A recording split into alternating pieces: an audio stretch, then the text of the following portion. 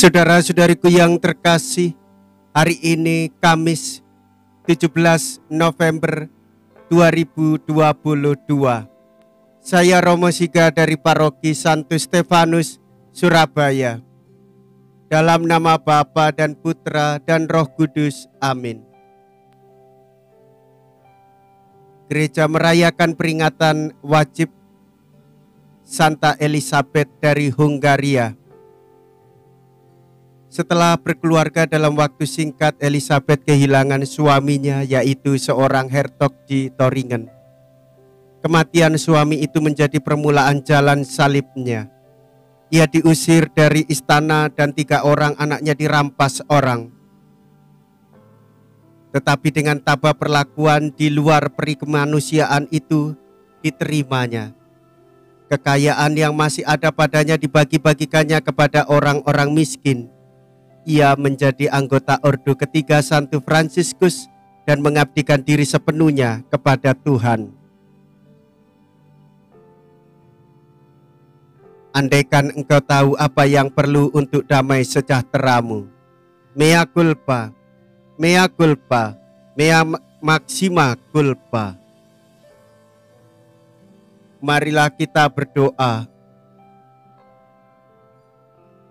Allah Bapa para yatim piatu, Santa Elizabeth melihat dan menghormati Kristus dalam diri kaum miskin. Semoga karena doa dan teladannya kami pun melayani orang malang dan papa dengan cinta kasih sejati. Dengan pengantaraan Yesus Kristus Putramu Tuhan kami, yang hidup dan berkuasa bersama dengan Dikau dalam persatuan Roh Kudus, Allah sepanjang segala masa. Amin. Tuhan bersamamu dan bersama rohmu. Inilah Injil suci menurut Lukas. Dimuliakanlah Tuhan. Lukas bab 19 ayat 41 sampai dengan 44. Pada waktu itu ketika Yesus mendekati Yerusalem dan melihat kota itu, ia menangisinya, katanya, "Wahai Yerusalem, alangkah baiknya andaikan pada hari ini juga engkau mengerti apa yang perlu untuk damai sejahteramu. Tetapi sekarang hal itu tersembunyi bagi matamu. Sebab akan datang harinya musuhmu mengelilingi engkau dengan kubu, lalu mengepung dan menghimpit engkau dari segala jurusan. Dan mereka akan membinasakan dikau beserta semua pendudukmu. Tembokmu akan dirobohkan dan tiada satu batu pun akan dibiarkan terletak di atas batu yang lain. Sebab engkau tidak mengetahui saat Allah melewati engkau." Demikianlah sabda Tuhan. Terpujilah Kristus. Saudara-saudariku yang terkasih, gereja sering menjadi sasaran kritik. Hidup gereja mestinya harus lebih sesuai dengan Injil. Kita sering tergoda pula untuk ikut-ikutan karena keprihatinan kita. Nyatanya kita malahan melecehkan diri sebagaimana dilakukan Kristus. Sebab tidak selalu kita tahu apa yang membawakan kedamaian bagi gereja.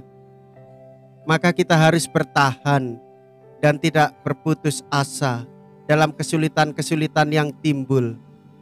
Kehendak Kristuslah yang kita ikuti, bukan kehendak kita sendiri. Oleh sebab itu, hidup Santa Elizabeth cukuplah menjadi teladan bagi kita. Kita berani melepaskan diri dari belenggu dunia dan ikatan materi. Bagikanlah damai bagi semua orang. Marilah kita berdoa. Allah Bapa Maha Pengasih, semoga berkat kekuatan santapan suci ini kami dapat mengikuti teladan Santa Elizabeth. Ia mengabdi Engkau tanpa kenal lelah dan menanamkan cinta kasih nyata di tengah umat-Mu. Dengan pengantaraan Kristus Tuhan kami. Amin.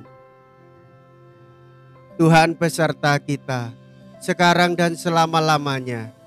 Semoga Allah yang Maha Kuasa memberkati saudara sekalian, Bapa dan Putra dan Roh Kudus. Amin. Saudara-saudariku yang terkasih, pergilah. Ibadat sabda sudah selesai. Syukur kepada Allah.